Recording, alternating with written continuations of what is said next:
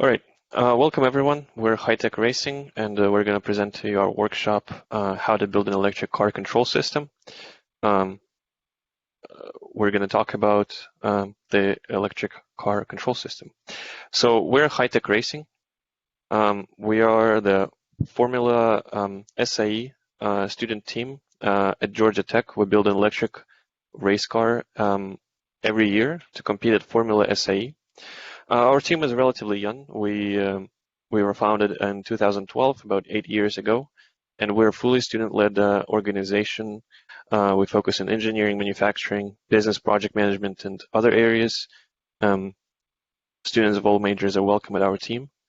And we're currently building the 5th race car, HTO5, and here in the picture you can see the HTO4 at Formula Hybrid 2019, the competition we used to compete at and where we won for 2 years in a row in 2018 and 2019.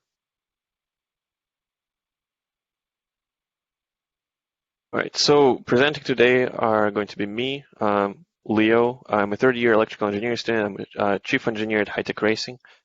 Sean is a third-year computer engineering student. He's the electrical systems lead. And Arvind is a third-year electrical computer engineering student as well. He's the high voltage control systems lead at HyTech Racing.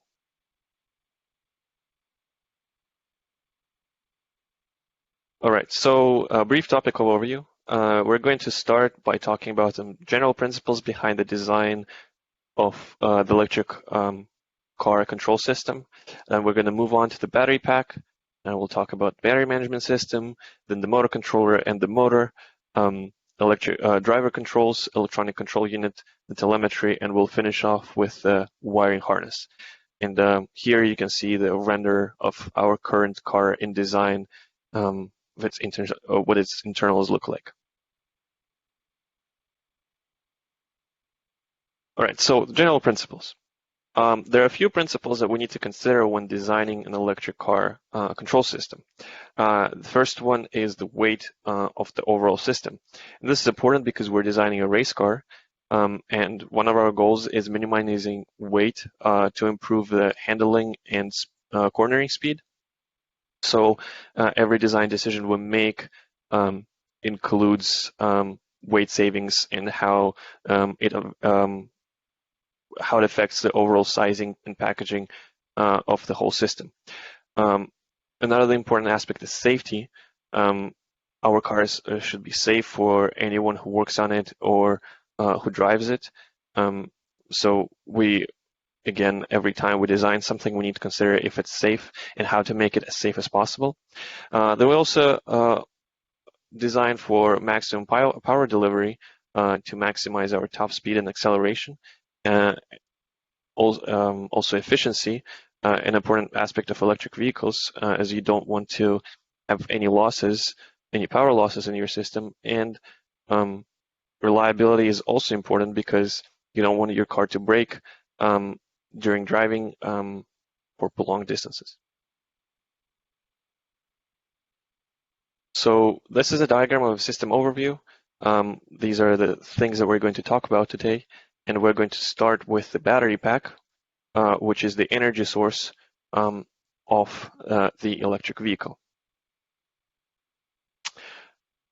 And when starting to talk about the battery pack, the place to start is, what is the battery? So a battery is an electrochemical device that has external connections that can be used for powering various devices such as laptops, phones, or in our case, cars. So a battery consists of, as I said earlier, 2 contacts, and in between those contacts is a chemical solution of some sorts that stores electrical energy and can output when something is connected to the contacts of the battery. However, a car battery is very different from a normal battery that you usually see in everyday use, such as a AA battery or maybe a phone battery. And the reason it's different is because the electric car battery is composed of many cells to increase the voltage and capacity of the pack. So you can't use a single battery like just an large AA battery to power a whole car.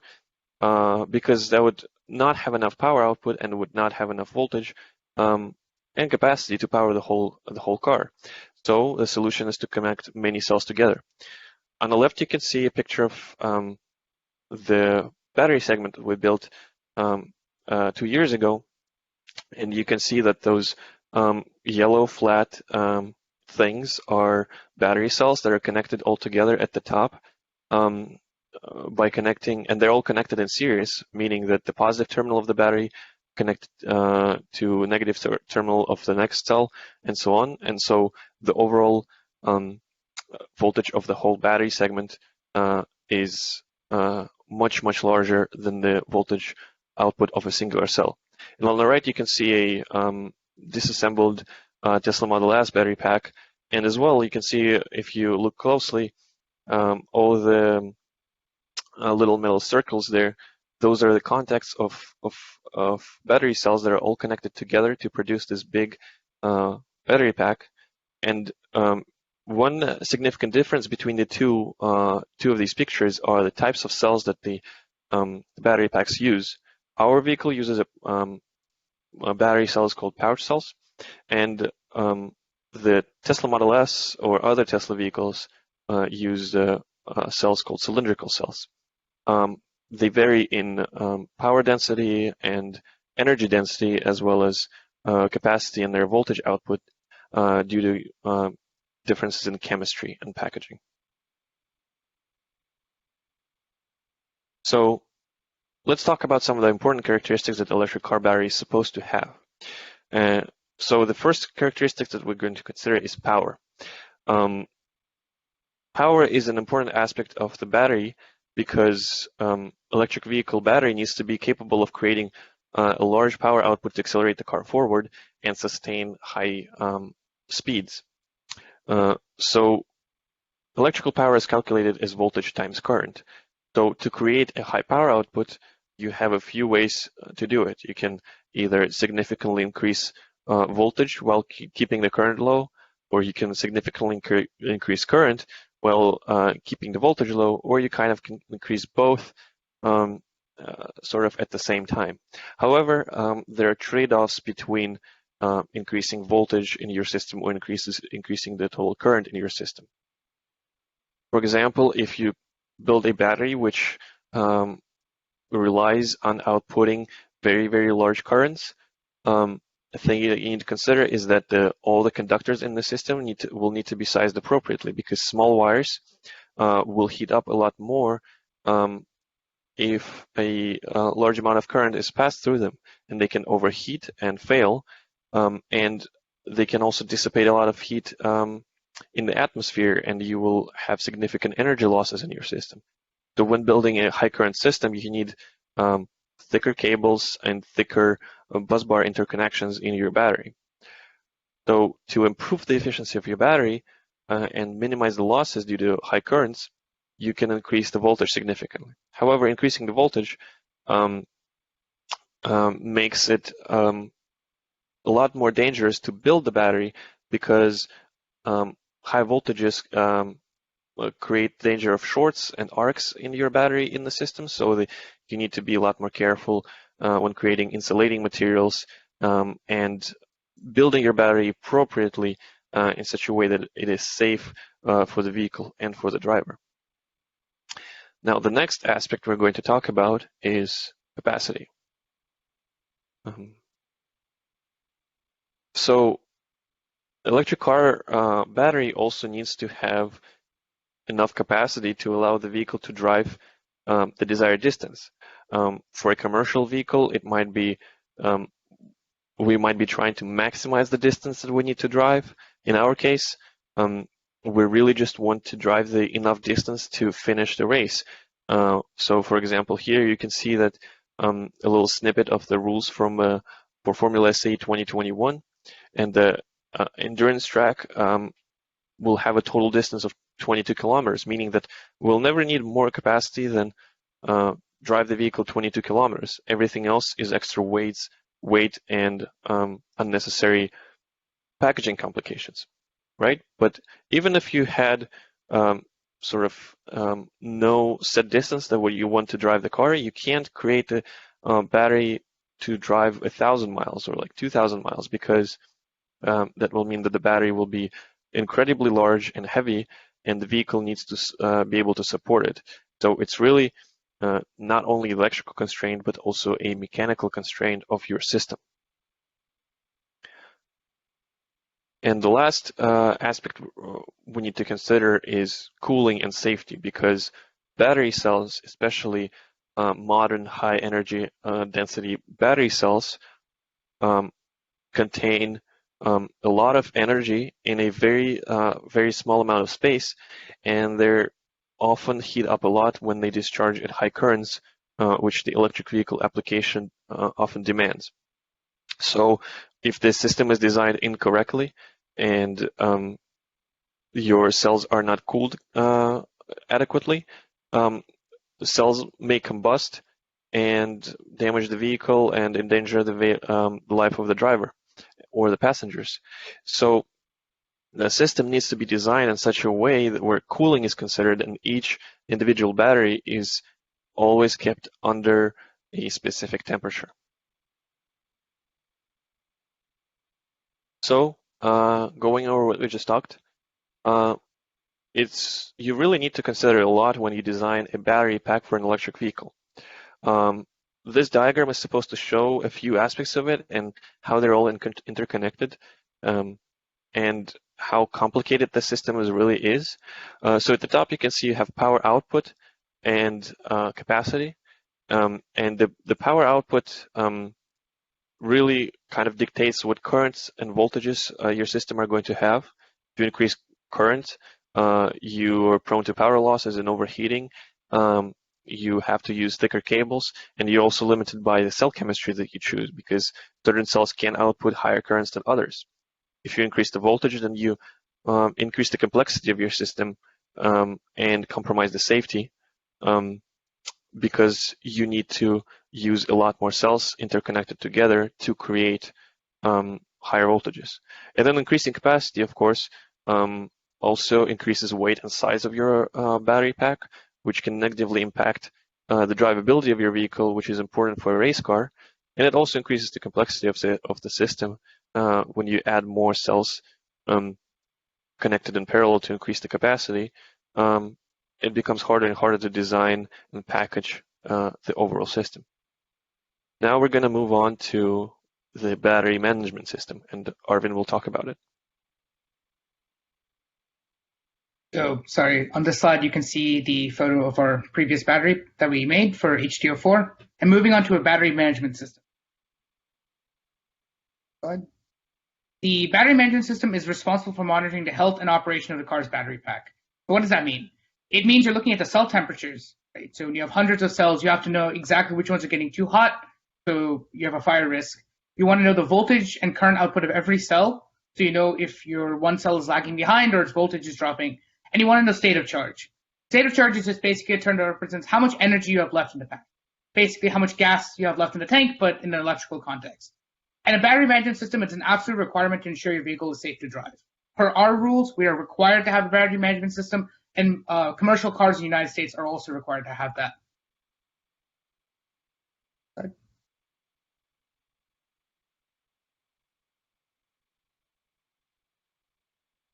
So what are the design considerations behind a battery management system?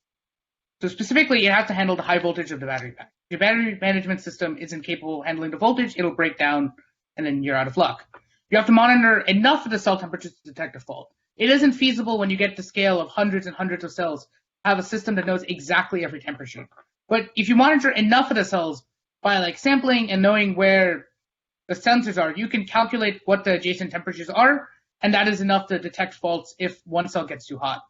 You have to shut down the car when the error occurs to transmit the results and have a reliable way of indicating, hey, we have a fault. And you want to report the battery health to other subsystems. So you might want to tell the driver, if you have a Tesla, that, hey, your battery pack is wearing out. You might want to get it replaced. On the right, you can see a diagram that represents the standard BMS system as a concept. So we have in blue the battery pack of N cells. We have the transmission of some temperature values and every voltage value, because that's very important. And then from that, you can get information that you calculate, like Capability estimation, are the cells still as healthy as when you got them? State of charge, state of health. So specifically, are you outputting enough to keep driving? Do you need to tell the driver, hey, stop, you need to recharge your battery pack? And thermal management. Temperatures, is the cooling adequate? Another important feature that is important for cells is that you want to keep them at the same voltage. So cell balancing is the concept of just discharging cells that have slightly too much voltage or charging the cells that are slightly under voltage, so they're all at the same point. So commonly that's just done with an external like discharger system that you attach to every cell, and that's represented in yellow. Next slide. So here's an example of the battery management system we use on the H2O4 and we'll use on H2O5. So on the left, you see a picture of it in the actual metal casing, and the red lights indicate that for testing purposes, we're actually discharging every cell to test the capability of our discharge system. And on the right, you can see a close-up shot of a specific PCB we've made on top of a set of cells. And now we will move on to discussing the motor controller. So this is the next key step of turning the battery pack into a way of driving forward. So why is it necessary, right? Like, it's obvious that if you connect a motor directly to power, it would continuously spin and continuously drain the battery pack for as long as it can go. However, we want more capabilities than that. We need to be able to control the speed and power output continually. And we need to convert the battery output into a form that's directly usable by our motor and monitor the motor's performance.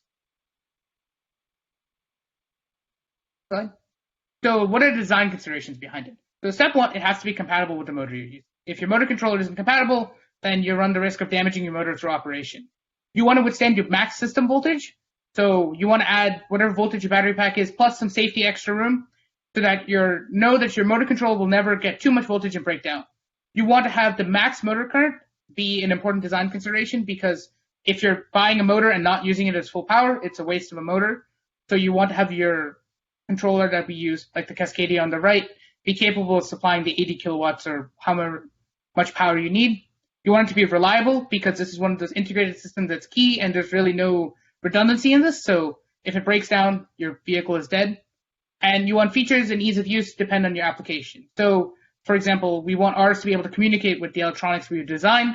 If it's, we want it to be highly safe, so it has its own current sensing, it has temperature sensing, it has auto shut off, that if something's wrong, it will shut down independent of the rest of the car.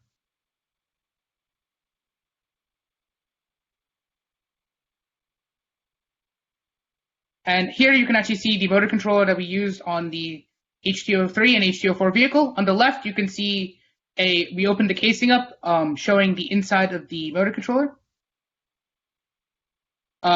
Specifically on the left, you can see the big power connections, and on the right, it's kind of hard to see. The 3 orange cables represent the cable going to the motor.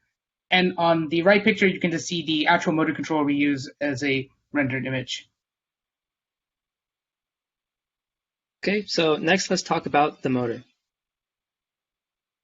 So let's start by talking about the differences between an electric motor and an internal combustion engine, which you may be more familiar with.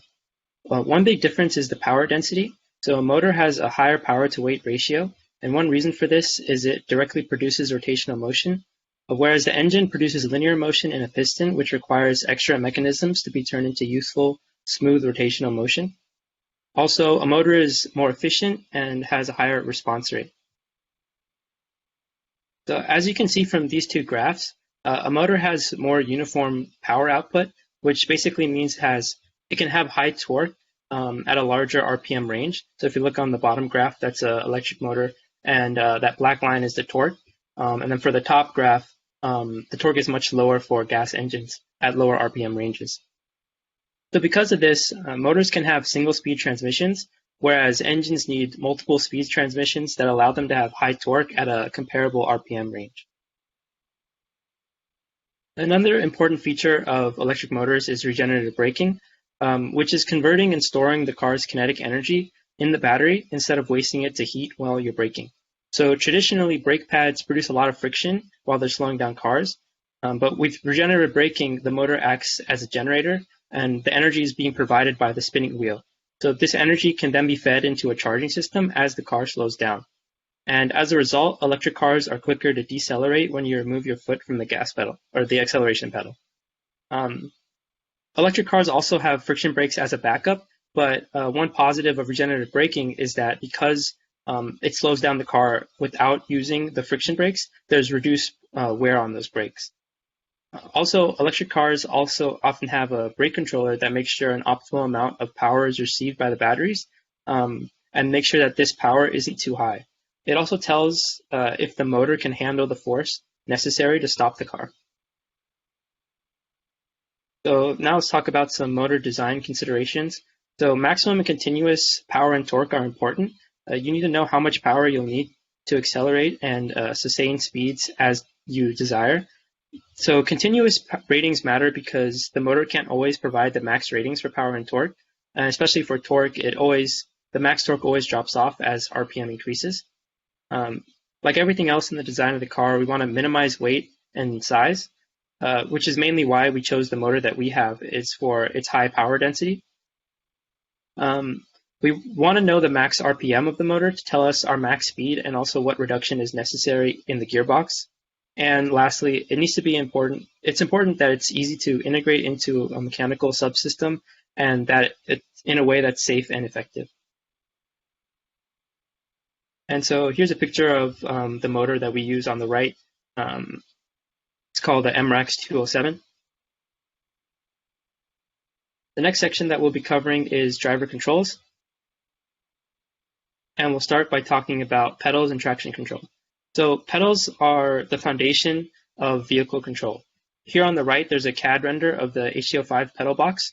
So the pedals input an analog signal that's sent through our electronics that we'll touch on later, and it's eventually sent on to the motor controller to command torque from the motor. And then another important technology is traction control. Traction control improves grip and works to increase stability and acceleration. So in our car, this works by monitoring the ratio of RPM of the rear wheels over the RPM of the front wheels. So if there's slippage due to high torque, it would be in the rear wheels, which are directly connected to the motor, and the front wheels can be used to find RPM without slippage. So what we need to do then is find our optimal slip ratio to maximize our friction with the road, and then we will control torque accordingly to the rear wheels. And so next we have the dashboard. The dashboard is used to display any relevant information to the driver. On the left here, we have renders of our dashboard PCB or printed circuit board. And on the right, we have a picture of a Tesla Model 3 dashboard. So obviously, they're very different. The main difference being that our dashboard has no screen of any kind, but only has 6 status LEDs. So for example, these LEDs show that safety systems are working, the battery pack status is good, and the car is started.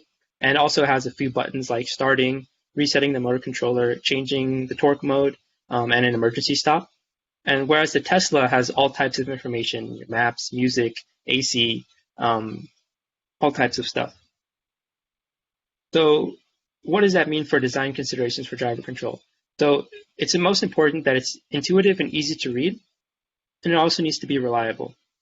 And so we also have here that it needs to be fail-safe, and the difference between that and reliable is that when it fails, for example, if we have a failure in the accelerator system, we need to ensure that the car doesn't send full torque to the motor, but instead sends 0 torque.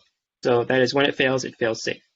And then lastly, it needs to be not distracting. So that's why one of the main reasons why it doesn't make sense for us to have a big dashboard like the Tesla does, because our driver needs to be seeing only what's absolutely necessary so that they're focused on their driving. And here's a picture of our dashboard from our old car. So it's a little different from that PCB I showed you for HTO5, but you can still see the LEDs, which basically work the same way. And so next we'll be talking about the electronic control unit, or ECU. The ECU is the brain of the car, and it connects to every system, as you see in this diagram. So what does the ECU do? The ECU handles torque control. So it receives input from the pedals, and it outputs to the motor controller. It has safety circuits that ensure the car shuts down when any critical subsystem of the car fails. It handles cooling for the motor controller, and the battery pack. And it also has telemetry, which has to do with data collection, and we'll talk about that later. So an essential part of our electronic system is the networking between all the different components. So this central vehicle network is called CAN, or Controller Area Network. So CAN is a common vehicle communications protocol, and it's a networking system that operates without a host computer. So that allows for simple wiring and modularity, meaning you can add and remove nodes easily. CAN is also robust and noise tolerant. So as this diagram shows, we have our main ECU, our high voltage board, our motor controller, and any sensors connected to the CAN bus. On a consumer car, it's very similar. There's many more ECUs connected to the CAN bus for all types of things, like air conditioning or music or really any type of electronic function.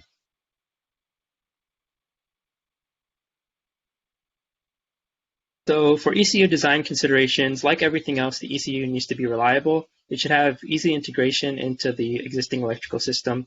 The functionality should be flexible, so you only use features that you choose at any given time. It needs to be easy to use, and it needs to have a relatively small package that can fit well on the chassis of the car, and it should also be power efficient.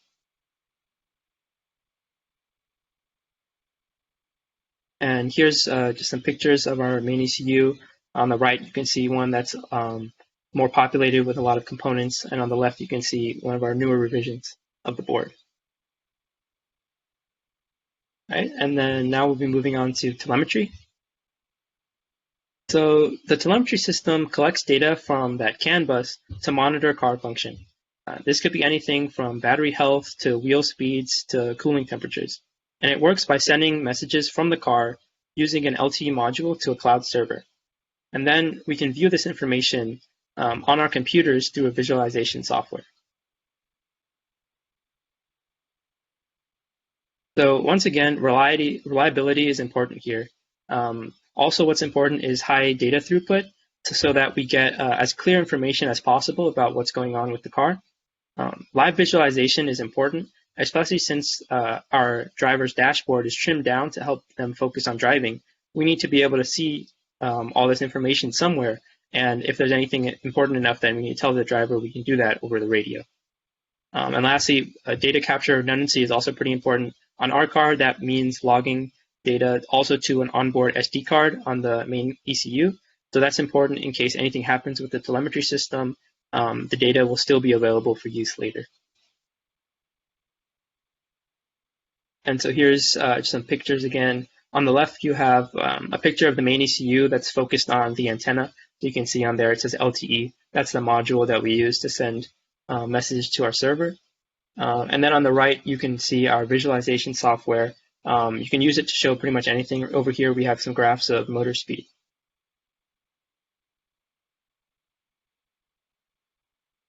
All right, and we'll finish off with the wiring harness. So as you can see, none of the blocks here are highlighted, and that's because the wiring harness actually composes all these links that connect these different modules together. So the wiring harness connects all of the electronic systems on the vehicle together, whether that's power distribution, data transmission, or sensor connections. Any of those things require wiring. So on the left here, you can see a high current cable connection to our motor controller. As you can see, it's a very thick orange cable that has dual insulation, and it is required for safety purposes. You can't run high current and high voltage signals over regular cables. On the right here, you can see a Autosport harness wiring in progress with some tools that we used to build it. It contains a lot of different signals and a lot of different connections in order to transfer all the things across the car as efficiently as possible. So what are the design considerations behind creating the wiring harness? Well, first, and the extremely important thing is the wiring harness needs to be environment proof. The wiring harness runs often exposed on the outside of the vehicle, so we need to make sure that the no weather can affect the functionality and the operation of the wiring harness.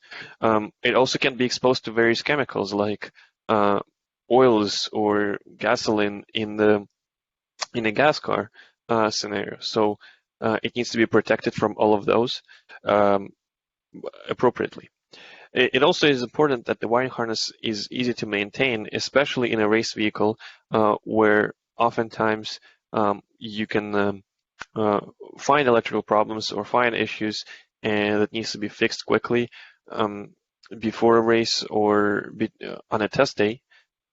It also needs to be incredibly reliable so that because all of the important modules on the vehicle are connected through the wiring harness, though even a single wire failure can completely shut down the car or bring some unsafe condition on the vehicle. It also needs to be appropriately spec'd to the operation where it's being used. So high current cables need to be appropriately sized. High voltage cables need to use proper insulation. High-speed digital signals need to be transferred using appropriate wires, and analog signals that can be sensitive to noise need to use special shielding cables that protect it from various noises and the electromagnetic effects they can pick up. And also, the wiring harness needs to be lightweight and as small and as well packaged as possible, because you don't want to create a wiring system that's so complex that it takes large amounts of space and costs you a lot of weight on the vehicle.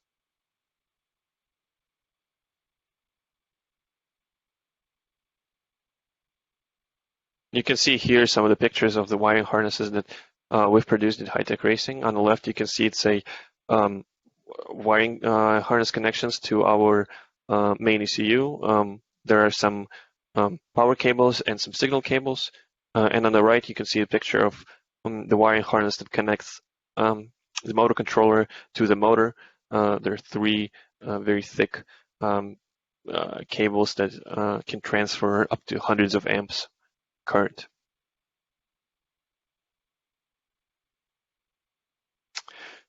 So in summary, this is our presentation. Thank you very much for attending it. We talk about pretty much all electrical systems on the car that we usually work on and that most electric vehicles have. If you would like to work on any of those systems or anything else, you can join our team by signing up to the mailing list. And if you have any questions, feel free to type them in the chat and we'll answer everything. You can also join our virtual info sessions on August 26th or 27th at 7 p.m. Eastern Standard Time. And our website is hytechracing.org. You can learn everything about our team there and sign up for those info sessions as well. So thank you very much for attending, and you can post your questions to the chat if you have any.